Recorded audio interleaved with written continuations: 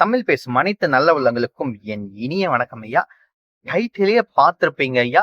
சேகர் பாபு அவர்களை தான் முன்னோக்கி நிறுத்தி வச்சிருக்கோம். அதாவது எதுக்கு முன்னோக்கி வச்சிருக்கோம் அப்படின்னா, இன்னைக்கு சேகர் பாபு அவர்களை பத்தி தான் சில விஷயங்கள்ல நம்ம பேச போறோம். கிட்டத்தட்ட 250 கோடிக்கு ஒரு இடத்துலயே, அது ஒரே இடத்துல சுத்தி சுத்தி வளைச்சு சொத்து வாங்கி போட்டிருக்காதான். சரி, அதெல்லாம் எங்க அப்படின்ட்டு பார்க்க போதும். அதாவது சேகர் பாபுக்கு இன்னொரு பேரு வேற இருக்கான். அந்த பேரை கேட்ட உடனே எனக்கு எப்பட்றா இந்த பேரு அவருக்கும், அதாவது பேருனா அது அடைமொழியா வச்சிருந்தாங்களாம். அவருக்கு அது என்ன பேரு அப்படின்னா, அவருக்கு பொக்க பாபு அப்படின்ட்டு ஒரு பேர் இருக்கான். அது என்னடா பொக்க பாபு, அவருக்கு நல்ல பல்லெல்லாம் நல்லா தானே இருக்கு, பல்லெல்லாம் நல்ல அந்த சிரிக்கும் போதெல்லாம் நல்லா தானே சிரிப்பாரு, பல்லெல்லாம் நல்லா தான் இருக்கு. அப்புறம் அந்த குளத்தூர்ல அழுவும் போது பாத்தீங்கன்னா அழுந்தாது, அப்பயும் பல்லெல்லாம் நல்லா தான் இருக்கு. எதுக்கு இந்த பொக்க பாபு அப்படின்ட்டு நல்ல கேட்டதுக்கு தான் சொல்றாங்க. அவருக்கு இந்த 2 சைடும் பாத்தீங்கன்னா இப்படி அமுங்கி இருக்குமா, சரிங்களா? அதனாலதான் தாடிய எப்பயுமே பாத்தீங்கன்னா ரீசெண்ட் டைம்ல ஒரு 10 வருஷமா பாத்தீங்கன்னா ஃபுல் தாடியோட இருப்பாரு. இது வரைக்குமே தாடி இல்லாம இருந்ததே கிடையாது. பழைய போட்டோஸ்ல எல்லாம் பாத்தீங்கன்னா தாடி இல்லாம இருந்திருப்பாரு, தாடி மீசை இல்லாம, சரிங்களா? மீசை மட்டும் வச்சு தாடியோட. ஆனா இப்ப பாத்தீங்கன்னா எல்லா வீடியோலையும் எல்லா போட்டோலையும் பாத்தீங்கன்னா 2 சைடுமே தாடியோட தான் இருப்பாரு. என்ன ஏதுன்னு விசாரிச்சப்பதான் சொல்றாங்க 2 சைடும் பொக்கங்க. அதை மறைக்கிறதுக்காக தான் இந்த பொக்க பாபு அப்படின்ட்டு அவரை அந்த ஏரியால இருக்கிறவங்க எல்லாம் கூப்பிடுவாங்க.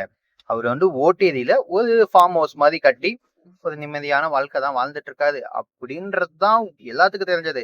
ஆனா இது மட்டும் இல்லாம மெக்சிகோலயே சில பல தொழில்கள்லாம் நடந்துட்டு இருக்கான் அப்படின்னு வேற சொல்லிக்கிறாங்க. இது மெயினா எடுத்து பண்ணிக்கிறது அவங்களோட பையன். 2 பசங்க இருக்காங்க, அதுல ஒரு பையன் தான் அதெல்லாம் பாத்துக்கிறாங்க அப்படின்ற மாதிரி சொல்றாங்க. அவர் ஒரு 3 மாசத்துக்கு ஒரு தடவை மெக்சிகோவை தான் போயிட்டு வருவாங்க. அதாவது ஓட்டேரி டு மெக்சிகோ, அந்த அளவுக்கு எல்லா இதையும் உள்ள வச்சிருக்காரு அப்படின்ற மாதிரி சொல்றாங்க. அது மட்டும் இல்லாம எங்கப்பா அந்த 250 கோடிக்கு சொத்து வாங்கி வச்சிருக்காங்கன்னு கேட்டீங்கன்னா, வேற எங்கேயும் இல்ல தெய்வங்களா, எங்கேயும் கிடையாது. நம்ம பரந்தூர் தான். பரந்தூரை சுத்தி அதாவது எல்லாமே அவரோட பினாமிகள் பேர்ல. அந்த பினாமிகள்லாம் யாருன்னே நிறைய பேத்துக்கு தெரியாதான். ஆனா அந்த பினாமிகள் பேர்ல 250 கோடி ரூபாய்க்கு சொத்து வாங்கி வச்சிருக்காராம். இந்த ஏடிஎம்கேல இருந்து டிஎம்கே வந்த பீரியட்ல அவர்கிட்ட எந்த ஒரு காசுமே இருக்காதாம். அதாவது 10 வருஷமா பாத்தீங்கன்னா டிஎம்கே ஆட்சியிலே கிடையாது. அந்த டைம்ல எல்லா செலவையுமே கட்சிக்காரங்களையே பண்ண சொல்வாராம். ஆனா கிரெடிட்ஸ் மட்டும் அவரு தலைவர் அப்படியே அழகா எடுத்துட்டு போயிடுவாராம். அதாவது 3 மாசத்துக்கு ஒரு தடவை ஏதாவது ஒரு நிகழ்ச்சி நடத்திட்டே இருப்பாராம். அவரை அவரோட ஃபேஸ் வேல்யூ எல்லாத்துக்கிட்டையும் காமிச்சிட்டே இருக்கிறது. நான் இருக்கேன், நான் இருக்கேன், நான் இருக்கேன், நான் இருக்கேன் அப்படின்ட்டு காமிச்சிட்டே இருக்கிறது. லைக் பாத்தீங்கன்னா இந்த இந்த தையல் மிஷின் தரது, இந்த இல்லாதவங்களுக்கு அரிசி பருப்பு தரது, அந்த மாதிரி ஏதாவது ஒரு நிகழ்ச்சி நடத்தினே இருப்பாதான். அதெல்லாம் பாத்தீங்கன்னா சொந்த செலவுல பண்ண மாட்டாதான். ஏன்னா அவர்கிட்ட காசு இல்லாத ஒரு சூழ்நிலையில தான் இருந்தாதான் டிஎம்கே ஆட்சிக்கு வர்றதுக்கு முன்னாடி.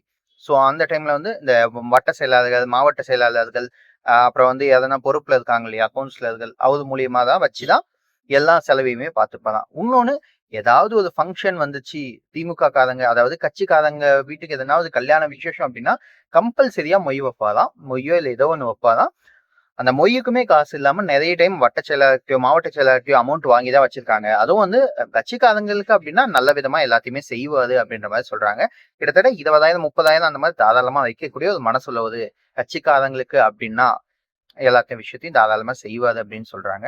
இது மட்டும் இல்லாம ஒரு டைம் காசே இல்லாத ஒரு சூழ்நிலையில கையில இருந்த மோதிரத்தை அடகு வச்சு அதுல வந்த காசுல பாத்தீங்கன்னா மொய் செஞ்சிருக்காரு அப்படின்ற மாதிரியும் சொல்றாங்க. இந்த மாதிரி நல்ல விஷயங்களையும் சொல்றாங்க. ஒரு சிலது கட்சிக்காரங்களுக்கு மட்டும்தான் செய்வாரு, மத்தவங்களை எல்லாம் தூக்கி தூர போட்டுறாரு அப்படின்ற மாதிரி சொல்றாங்க. அவங்க அதுக்கப்புறமா டிஎம்கே ஆட்சிக்கு வந்த அப்புறம் தான் எக்கச்சக்கமான கொள்ளைகள் அடிச்சாரு, எக்கச்சக்கமான நில அபகரிப்புகள், எக்கச்சக்கமான கோயில் நிலங்கள்லாம் அபகரிச்சிருக்காங்க அப்படின்ற மாதிரி நிறைய பேர் சொல்லிட்டு இருக்காங்க. பட் ஆதாரம் இல்லாம நாமளும் பேசக்கூடாது. இதெல்லாம் நம்ம பேசுறதால சமூக வலைத்தளங்களில் உள்ள விஷயங்கள் தான். நாமளா எதையும் ஆராய்ச்சி பண்ணி பேச கிடையாது.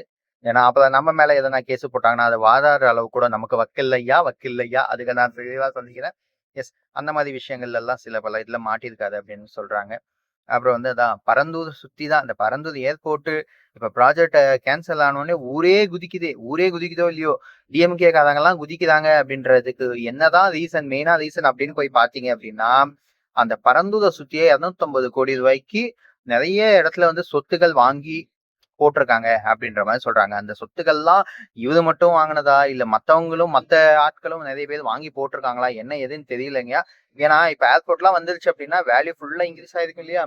சோ அதெல்லாம் இப்ப அடி வாங்கினதுனால பெருசா சிக்கியிருக்காங்க அப்படின்ற மாதிரி சொல்லிட்டு இருக்காங்க. இது மட்டும் இல்லாம ஸ்டாலின் அவர்கள் இருக்கிற வரைக்கும் சேகர் பாபு மேல யாராலையும் கை வைக்க முடியாது. எந்த ஒரு இதுலயுமே வந்து அதை தூக்க முடியாது. ஏன்னா வீட்டுக்கு எல்லா வேலையும் செய்யறதுல இருந்து எல்லாமே A to Z அவர் தான் பாத்துக்கிறாரு ஸ்டாலின் அவர்களோட வீட்டுக்கு. அதனால ஒரு ஸ்ட்ராங் பேஸா இருக்காது அப்படின்ற மாதிரி சொல்லிக்கிறாங்க. சோ ஓகே, அவரை கை வைக்கணும் அப்படின்னா நம்மளால முடியாது. நம்ம ஒன்றும் அவ்வளவு பெரிய ஆள் இல்லை. ஏதோ நம்மளால முடிஞ்ச தகவலை மட்டும் வெளியே சொல்லிட்டு போயிடுறோம். அதுக்கப்புறம் கடவுள் பாத்துக்கிறாரு, மேல இருக்கிற போலீஸ் பாத்துக்கிறாங்க அப்படின்ட்டு நம்ம நம்பிட்டு போயிட்டே இருக்கோமே. போலீஸ் சொன்ன உடனே தான் ஞாபகம் வருது. கொஞ்ச நாளைக்கு முன்னாடி பிலிக்ஸ் அப்புறம் ஜெயராஜ் அவர்கள் ஏடிஎம்கே பீரியட்ல அடிச்சே கொன்னாங்க, ஞாபகம் இருக்குங்களா? அதுல நிறைய பேர்த்த வந்து போலீஸ் கஸ்டடியில, அதாவது அடிச்சு கொண்டவங்களை எல்லாத்தையும் தூக்கி ஆயுள் தண்டனை கொடுத்தாங்க இல்லைங்க இப்ப ரீசெண்ட் டைம்ல. அந்த ஆயுள் தண்டனை கொடுக்கப்பட்ட ஒரு போலீஸோட அப்பா வந்து பாத்தீங்கன்னா இறந்திருக்காரு. இப்போ வந்து ஒரு 1 or 2 days பிஃபோர் இறந்திருக்காங்க. அதுக்கு வந்து இவங்க வந்து ஈம சடங்கெல்லாம் பண்ணணும், எங்களுக்கு பெயில் வேணும்னு கேட்டதுக்கு கிட்டத்தட்ட 16 நாள் வந்து கேட்டிருக்காங்க பெயில். 16 நாள் எனக்கு பெயில் கொடுங்க, இந்த ஃபர்ஸ்ட் இது பண்ணணும், அப்புறம் 16வது நாள் காரியம் பண்ணணும் அப்படின்ட்டு எல்லா இதுக்கும் சேர்த்து தான் பெயில் வந்து கேட்டிருக்காங்க. பட் கோர்ட் எத்தனை நாள் கொடுத்துருக்கு தெரியுங்களா? வெறும் 2 நாள் தான். இதுல இருந்து உங்களுக்கு நல்ல ஒரு விஷயத்த நல்லா தெரிஞ்சுக்கோங்க. நீங்க என்னதான் எவ்வளவு ஆட்டம் ஆடினாலும் உள்ள போனீங்க அப்படின்னா நீங்க ஒரு அக்யூஸ்ட் தான். நீங்க ஒரு போலீஸா இருந்தீங்க. பட் யாரோ ஒரு மேலதிகாரி சொன்னாங்க அப்படின்றதுனால தானே அஜித் குமாரை போட்டு அடிச்சு சாவடிச்சிங்க. அவங்களுமே இப்ப உள்ள போலீஸ் இதா இப்ப அரெஸ்ட் ஆகி உள்ளதானே இருக்கீங்க. உங்களோட சூழ்நிலை என்ன, உங்களோட நிலைமை என்னன்னு நல்லா புரிஞ்சுக்கோங்க. ஏன்னா யாரோ ஒருத்தவங்க சொல்றாங்கன்ட்டு நீங்க அசால்ட்டா அடிச்சு கொண்டுட்டு வந்துடுறீங்க. ஏன்னா இந்த மக்கள் நாங்கெல்லாம் வந்து பாத்தீங்கன்னா ஒரு சராசரியான ஒரு ஆளு. எங்களை பிடிச்சி அடிச்சா ஒரு 4 பேர் வந்து கேள்வி கேட்பாங்கன்னா யாரும் வந்து கேள்வி கேட்க மாட்டாங்க. ஆனா அடிச்சா கடைசியா பாத்தீங்கன்னா இப்போ ஒரு சூழ்நிலை வந்து மாட்டிருக்கீங்க பாத்தீங்கன்னா. இப்ப எப்படின்னா அந்த உள்ள இருக்காதுல போலீஸ், அவங்களோட அப்பா என்ன நினைச்சிட்டு வாரு, அப்பாடா என் பையன் வந்து போலீஸ் ஆயிட்டான், ஒரு நிம்மதியான வாழ்க்கை, இதுக்கு மேல அவன் நிம்மதியா இருப்பான், நாமளும் நிம்மதியா போய் சேருவோம் அப்படின்னு நினைச்சிருந்திருப்பாரு. ஆனா அதுக்குள்ள ஒரு ஒரு 5-6 வருஷத்துல வந்து பாத்தீங்கன்னா நிறைய மாற்றங்கள் மாறி இருக்கும். இந்த கேஸ் உள்ள போனது, இப்ப ரிமாண்ட்ல வெளியே வர போறது. ஆனா அதெல்லாம் அந்த டென்ஷன்லயே அவர் இறந்துட்டாரா என்ன ஏதுன்னு தெரியல. பட் கடைசியா அவங்க அப்பாவை கூட, அவங்க அப்பாவோட ஈம சடங்கு கூட கூட இருக்க முடியாத ஒரு சூழ்நிலையில வந்து மாட்டிட்டு இருக்கீங்க பாத்தீங்களா. சோ உங்க போலீஸா இருக்கிற யாருன்னா இந்த வீடியோ பாத்தீங்க அப்படின்னா ஒரே ஒரு ரெக்வஸ்ட் தான், தயவு செஞ்சு உண்மையை தெரிஞ்சுக்கிறதுக்காக அடிங்க. உண்மையை ஒத்துக்க வைக்கணும், பொய்ய ஒத்துக்க வைக்கணும், அடிச்சா இவன் ஒத்துப்பான் அப்படின்றதுக்காக தயவு செஞ்சு அடிக்காதீங்க. அதே போல இந்த நிறைய போலீஸ் பூட்ஸ் கால்ல மிதிக்கிறது, நெஞ்சிலே உதைக்கிறது, தலையிலே அடிக்கிறது, மிளகாத்தூள் தூவுறது, அதுவும் பினிக்ஸ் ஜெயராஜ் அவர்கள் கேஸ்ல எல்லாம் லத்தியெல்லாம் கண்ட இடத்துல எல்லாம் விட்டு குத்தி இருக்கீங்க. அந்த அளவுக்கு கொடூரத்தை எல்லாம் நிறைய பண்ணிருக்கீங்க. மக்கள் பாவம், அதெல்லாம் கொஞ்சம் பாத்துக்கோங்க.